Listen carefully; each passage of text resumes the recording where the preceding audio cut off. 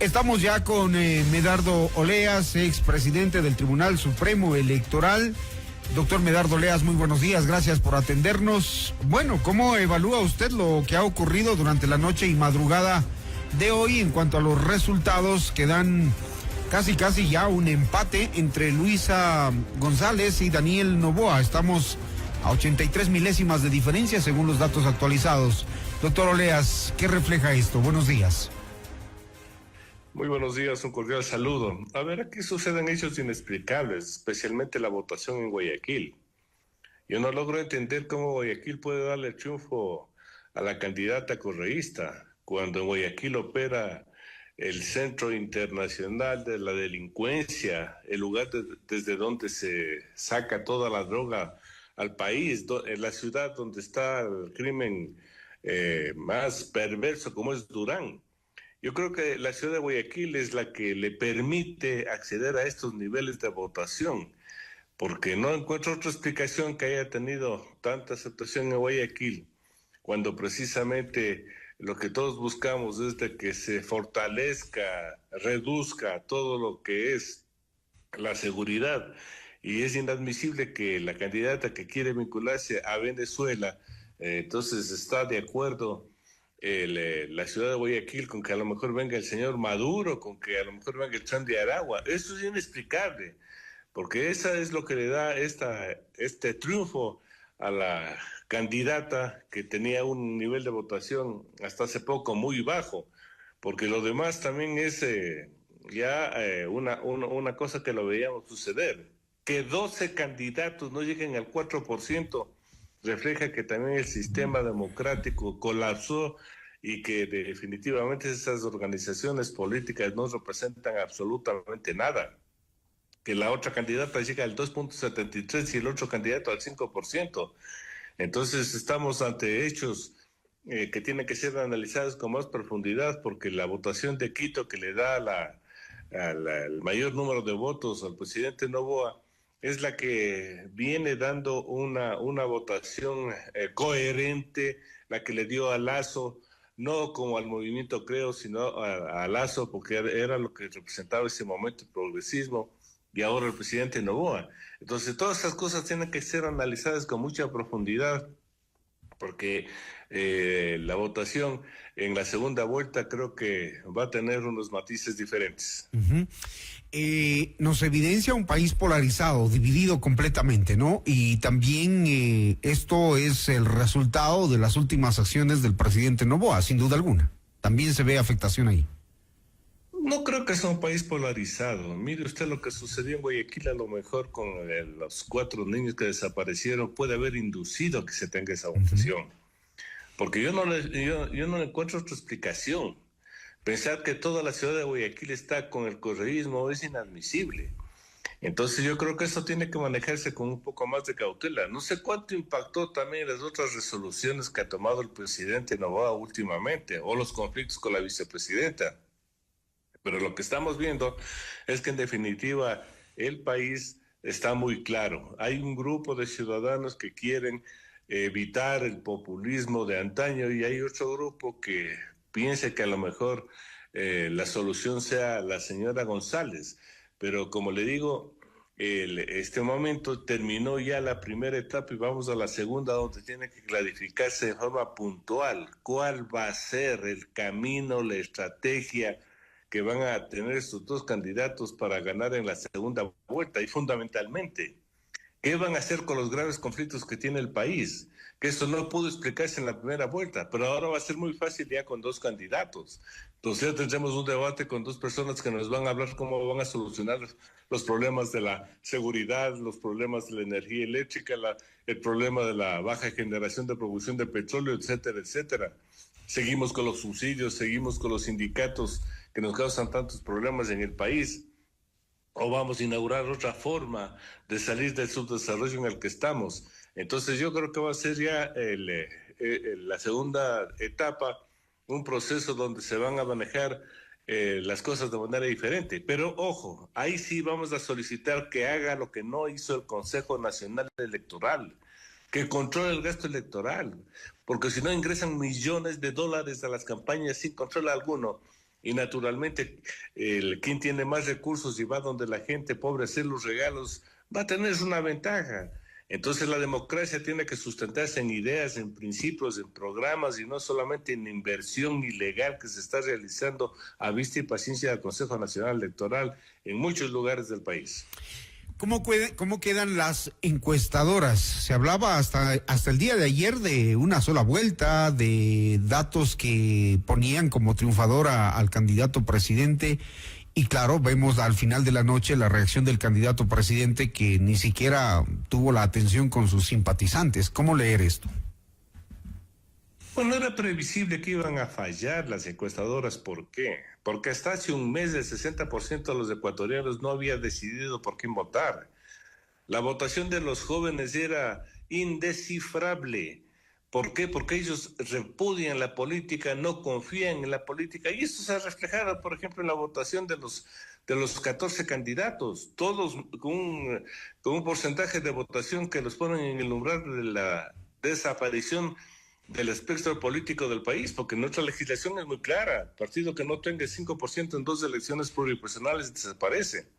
Entonces, era muy difícil ver cómo iban a reaccionar los jóvenes y especialmente las mujeres de este país, que tomaron su decisión a última hora.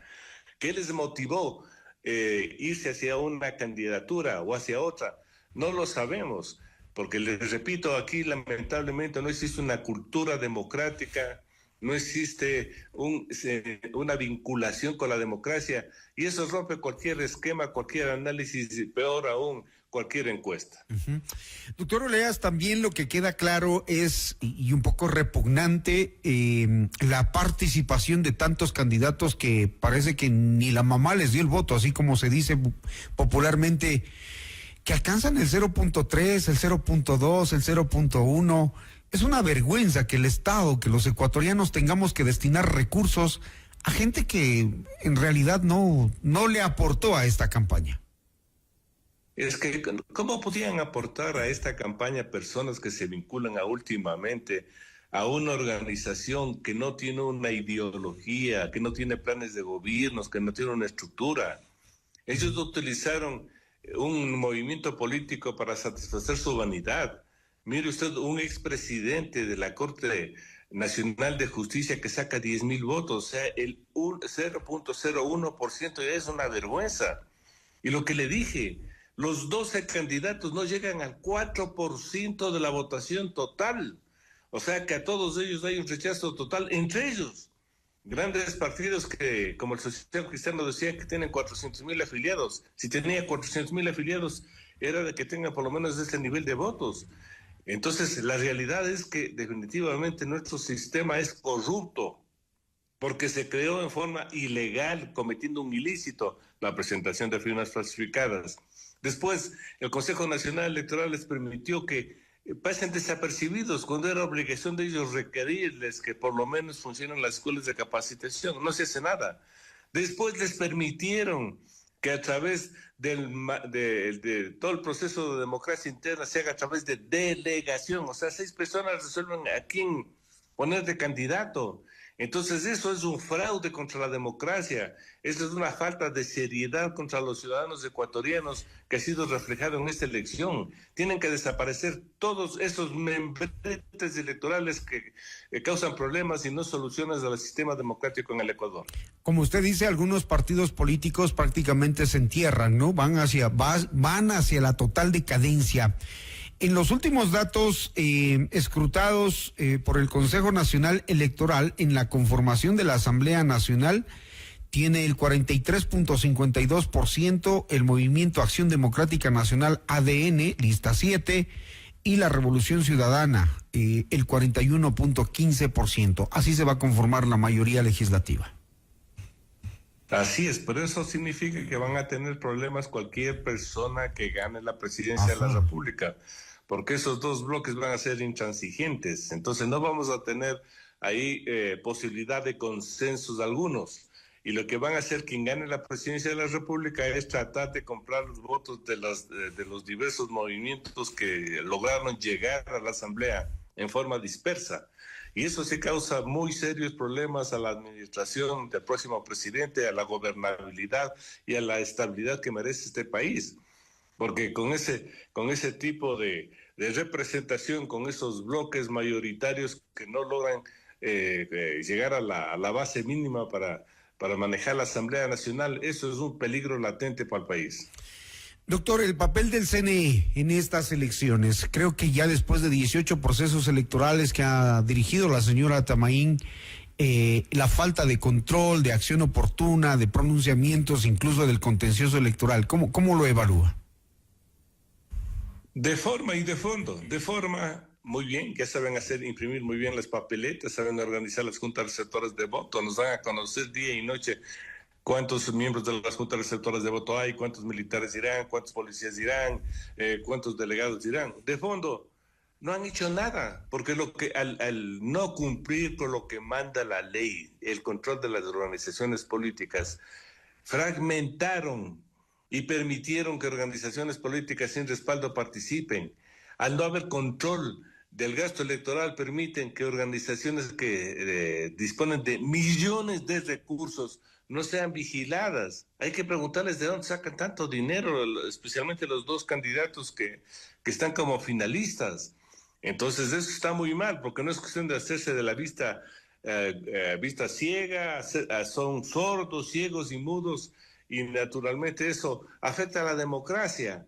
Porque la democracia no es tener impresos bonitos certificados de votación, sino demostrar que todos tienen la igualdad en la participación y que definitivamente, por ejemplo, todos los procesos de promoción política tienen que hacerse en la forma como manda y ordena la Constitución y la ley. Debates plurales, debates temáticos. Y aquí se hace un debate que no es debate, donde van a contestar preguntas para que respondan en 1 minuto. Los candidatos. Entonces, todas esas cosas son fallas que tenemos que componer a futuro. Ese Tribunal Contencioso Electoral también manejándose al vaivén de los intereses políticos. Entonces, no hay un manejo serio, coherente, responsable, legal, de lo que debería aplicarse en base de lo que manda el Código de la Democracia, Ley de Elecciones, Ley de Partidos Políticos. Gracias, doctor Oleas, por su análisis y por estar madrugando junto a nosotros, actualizar los datos para la ciudadanía, muy gentil. Hay que ver ahora quién se atreve a dar el primer paso para reformar ese Código de la Democracia. Queremos ver qué acciones van a tomar y quién se va a atrever a hacerlo, porque lo que acaba de pasar con más de 12 candidatos es una vergüenza. En realidad el país no necesita gastar recursos en ese tipo de personas y candidatos que finalmente no llegan, como bien decía el doctor Oleas, ni a los 10,000 votos. Gracias, doctor Oleas, buenos días. Muy buenos días, un gusto compartir con ustedes. 6:38 minutos.